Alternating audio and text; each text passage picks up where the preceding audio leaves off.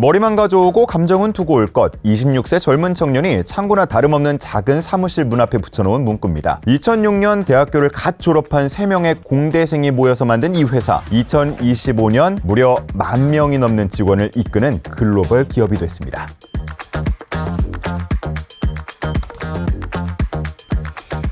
오늘의 주제, 독보적인 기술과 디자인으로 세계 드론 시장을 제패한 드론계 애플, DJI입니다.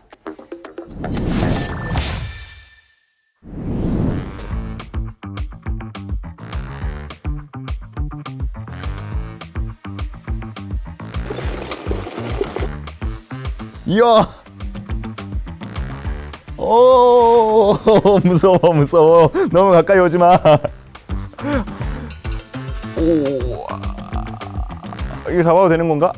와. 오, 멈췄어.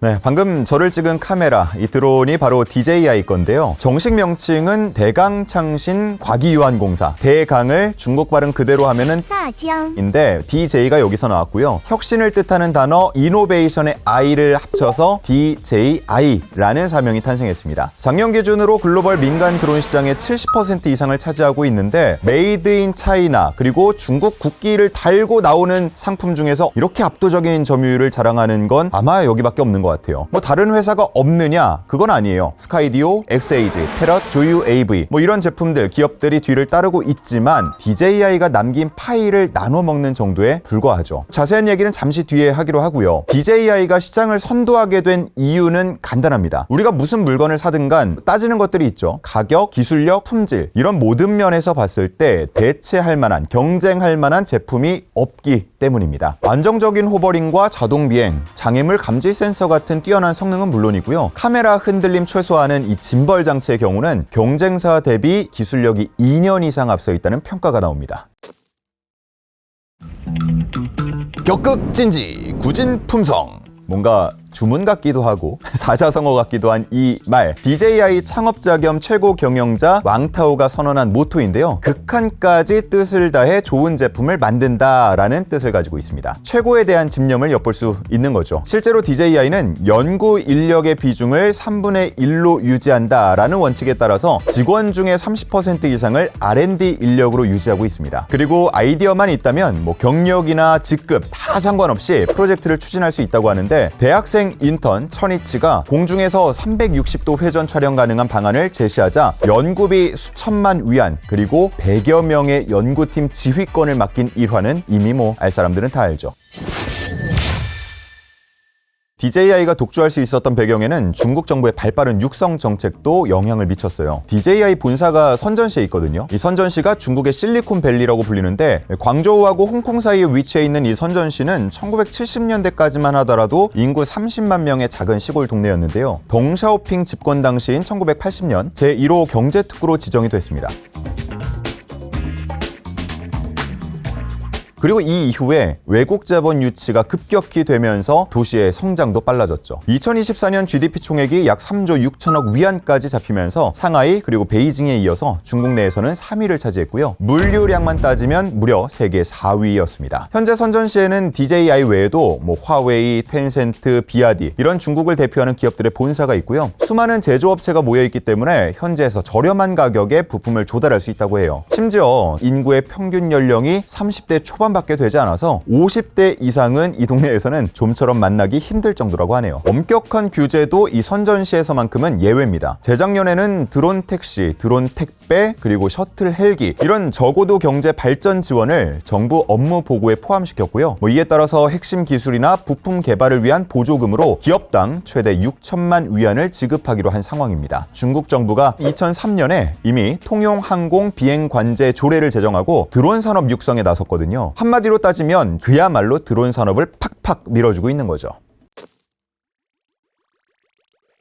이제 드론은 단순 취미용이 아니죠. 방송, 영화, 농업, 물류, 건설과 같은 다양한 분야에서 활용이 되고 있는데 드론 시장이 본격적으로 태동한 게 10년밖에 되지 않았다는 사실 아마 다들 느끼고는 있을 거예요. 자, 그런데 시장 규모가 지난해 기준 337억 달러에 이르렀고요. 2030년에는 무려 545억 달러까지 이를 것으로 전망되고 있습니다. 그렇다면 DJI는 어떻게 이 거대한 시장을 개척하기 시작한 걸까요? DJI의 대표, CEO 왕타오는 1980년 중국 저장성 항저우시에서 태어났습니다. 어렸을 때부터 그야말로 모형 헬기 덕후였다 그래요. 부모님한테 맨날 모형 헬기 좀 사주세요 졸랐다고 하는데 이게 좀 비싼가요? 갖고 싶어도 가질 수가 없었는데 어느 날 왕타오가 학교 시험 성적을 잘 받아왔다 그래요. 그래서 부모님이 기분이 정말 좋으셨는지 큰맘 먹고 원격 조종 헬기를 선물해 줬다고 합니다. 근데 이걸 어쩌나요? 학생이 다루기에 너무 어려웠던 거죠. 툭하면 추락해서 프로펠러에 다치기 일쑤였다고 하는데 그런데 여기서 포기하지 않았습니다. 떡잎부터 달랐던 왕타오 형님, 관련 잡지 그리고 서적을 읽으면서 자동 제어 헬기에 대한 꿈을 품기 시작했다 그래요. 성인이 된 왕타오는 홍콩과학기술대학에서 전자컴퓨터공학을 전공했고요. 원격 조종 헬기의 비행 제어 시스템 연구에 매진했습니다. 비행 제어 시스템은 눈이나 비 같은 각종 기상 환경 속에서도 안정적으로 비행을 하고 작업을 수행할 수 있도록 해주는 핵심 기술이라고 할 수 있는데 이 기술이 적용된 로봇으로 홍콩 대회에서 1위, 아시아 태평양 대회에서 3위를 차지하면서 차곡차곡 경험을 쌓아나갔죠. 여기서 자신감을 얻은 왕타오는 같은 과 동기 2명과 함께 원격 조종 헬기의 비행 제어 시스템을 졸업 과제로 선택하게 되는데 6개월 동안 연구에 몰두했지만 이 마지막 시연 단계에서 헬기가 추락하고 말았다 그래요. 하지만 그를 눈여겨본 사람이 있었습니다. 바로 리쩌샹 홍콩과기대 로봇 기술과 교수인데요. 왕타오가 남들보다 더 똑똑한지는 잘 모르겠지만 사업 감각이 뛰어난 건 분명하다, 이렇게 말을 했다고 합니다. 이 리 교수가요, DJI의 초기 고문 겸 투자자가 됐어요.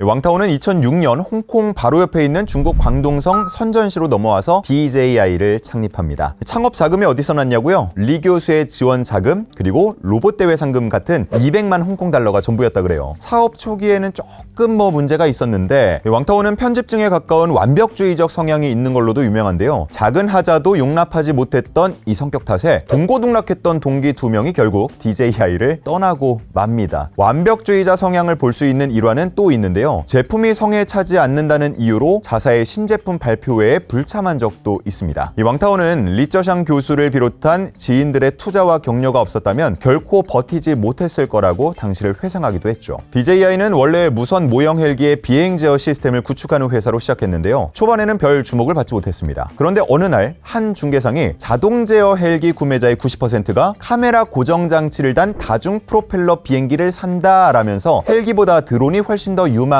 시장이라고 조언을 했어요. 역시 우리의 왕타오는 이걸 그대로 흘려듣지 않았죠. 드론 시장의 가능성을 보고 사업 분야를 완전히 바꾸는 결단을 내리게 됩니다. 이런 것만 보면은 정말 사업 수완이 있는 것 같긴 하죠. 그리고 2013년 드론 시장의 판도를 바꾼 제품을 출시하는데요. 바로 최초의 완성형 민간 드론 팬텀입니다. 팬텀 등장 전까진 민간용 드론 시장은 말 그대로 직접 조립해서 날리는 DIY 형태였는데요. 아니 뭘 알아야 조립을 하든지 말든지 할 거 아니에요. 복잡하니까 아예 구매를 포기하는 사람들도 그 당시에는 많았습니다. 2010년대 들어서 취미로 드론을 날리는 사람들이 조금씩 생겨나긴 했지만 시장이 워낙 작았고요. 중국이 아닌 다른 지역 제조사들의 경우는 높은 인건비와 부품 조달 문제 때문에 완제품 드론을 만들기 어려운 환경이었어요. 바로 이때 DJI가 팬텀을 들고 나온 겁니다. 완벽하게 조립된 본체와 컨트롤러 그리고 비행 제어 시스템을 갖춘 소프트웨어까지, 당시 민간용 드론 시장은 그야말로 충격에 휩싸이게 됩니다. 드론 마니아뿐만 아니라 조립에 서툴렀던 일반인들의 수요까지 흡수하면서 불티나게 팔렸고요. 2011년 420만 달러에 불과했던 DJI의 매출이 2013년 놀라지 마세요, 1억 9천만 달러까지 30배 이상 급증했어요. 아까 제가 왕타오가 완벽주의적 성향이 있다고 했잖아요. 또 하나의 특징이 있다면 바로 의사결정이 매우 빠르다는 점입니다. 뭘 하나 하기로 하면 실행까지 그냥 파파팍 진행을 시킨다고 하는데 DJI가 팬텀으로 대성공을 한 이후에 고객들의 피드백을 바로 반영해서 5, 6개월 만에 신제품을 쏟아냈습니다. 그중 하나가 바로 카메라 일체형 드론인 팬텀2 비전인데, 기존 팬텀 모델의 경우 고프로 액션캠을 따로 구매해서 장착을 해야 됐기 때문에 조금 번거로운 면이 있었거든요. 근데 이 팬텀2 비전은 카메라가 아예 본체에 내장이 되어 있어서 누구나 쉽게 촬영을 할 수 있었다 그래요. 그리고 이건 뒷얘기인데요. 고프로가 자기들 카메라가 DJI DJI 드론에서 빠지니까 자존심이 좀 상했는지 2016년에 직접 드론 사업에 뛰어든 적이 있어요. 하지만 배터리 결함으로 기체가 추락하는 기술적인 문제들이 이어지면서 2년 만에 사업을 접고 말았다고 합니다. 잘 나가는 고프로, 지금도 한쪽 영역에서는 아주 점유율을 크게 차지하고 있지만 이런 굴욕이 있었는 줄은 잘 모르셨죠? 자, 어쨌든 이후에 DJI는 명실상부 1위 기업으로 자리를 잡으면서 민간 드론 시장의 새로운 패러다임을 주도하기 시작했습니다.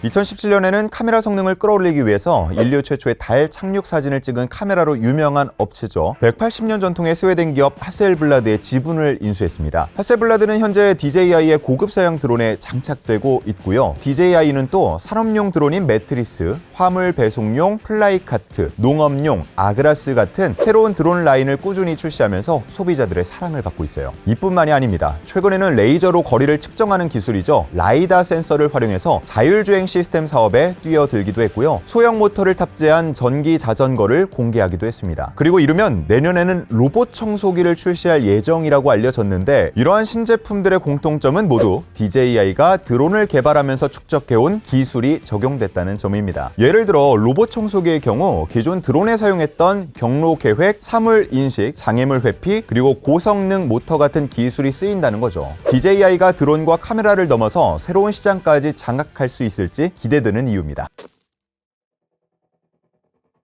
러시아가 개전 이후 최대 규모의 드론 공격을 퍼부어서 우크라이나 전쟁을 계기로 드론이 현대전의 게임 체인저로 떠오르면서 드론을 둘러싼 군비 경쟁이 치열해지고 있습니다. 그런데 이 드론 기술이 좋은 곳에만 쓰이면 좋을 텐데 이제는 전쟁의 판도까지 바꾸고 있어요. 특히 러시아 우크라이나 전쟁, 드론의 군사적 효용성을 입증하는 계기가 되기도 했는데요. 민간 드론에 폭탄이나 수류탄을 달아서 적진으로 날려보내거나 몇십만 원짜리 드론으로 수십억 원을 호가하는 전차를 무력화하니까 가성비로는 따라올 자가 없다는 거죠. 지난 2023년에는 DJI 드론이 전투에 사용됐다는 사실이 밝혀지면서 논란이 되기도 했습니다. 이 DJI가 해당 지역에서의 사업을 중단하긴 했는데 제3국을 통한 우회 수출까지 완전히 차단하기는 어려운 상황이죠. 또 정부 주도로 드론 산업을 키우는 중국의 특성상 민감한 데이터를 수집하거나 안보에 위협이 될 수 있다는 우려가 꾸준히 나오죠. 미국은 연일 중국산 드론에 대한 견제를 강화하고 있는데 이는 단순한 보안 문제를 넘어서 미래 전장을 좌우할 드론 기술의 주도권, 즉 기술 패권을 둘러싼 경쟁으로 해석됩니다. 미 육군은 DJI 드론의 데이터 보안이 취약하다는 이유로 사용 중단 명령을 내렸고요. 지난해 9월에는 미 하원이 DJI 신규 제품을 미국 내에서 사용하지 못하게 하는 법안을 처리하기도 했습니다. 하지만 드론 시장에서 DJI의 영향력이 워낙 크기 때문에 미국의 견제가 잘 통하지 않는다는 분석이 지배적이에요. 미국 외교 전문지 포린폴리시에서 무슨 얘기를 했냐면요. DJI와 같은 중국 드론을 금지하는 건 우리가 스마트폰을 삼성에서 애플로 바꾸는 것과는 완전히 다르다라는 얘기를 했어요. 다시 말해서 DJI 제품을 대체할 만한 미국산, 유럽산 제품이 없다라고 지적을 한 거죠. 해군과 공군 역시도 이 DJI를 대체할 드론이 없다면서 국방부에 공식적으로 구매 허가를 요구한 적도 있대요. 전문가들은 미국이 자국 드론 산업을 키우려는 의도가 깔려 있다고 보고 있어요. 미국은 전통적으로 군용 드론 분야에서 우위를 점해왔잖아요. 이중용도 드론 분야에서는 중국에 뒤처지고 있다는 평가를 받거든요. 최근에는 미국 상무부가 중국산 드론에 대한 추가 규제를 검토하고 있는 것으로 알려지면서 드론 산업 육성 의지가 수면 위로 드러나기도 했습니다.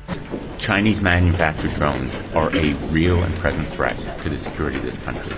근데 중국이 가만히 있겠어요? 배터리 부품 생산에 필요한 기술 그리고 희귀 금속의 수출 제한을 강화하면서 그야말로 맞불을 놓고 있죠. 中方一贯坚决反对美方泛化国家安全概念，干扰和限制正常的经贸往来，破坏全球产供链的安全稳定。 과연 미국은 DJI의 독주를 멈추고 하늘 위 주도권을 되찾을 수 있을까요? 오늘은 완벽에 대한 집념 하나로 하늘을 제패한 DJI에 대해서 살펴봤는데요. 알면 돈이 되는 경제 이야기, 이게 뭐니? 세계 1위 드론 기업 DJI의 비행은 어디까지 이어질까요?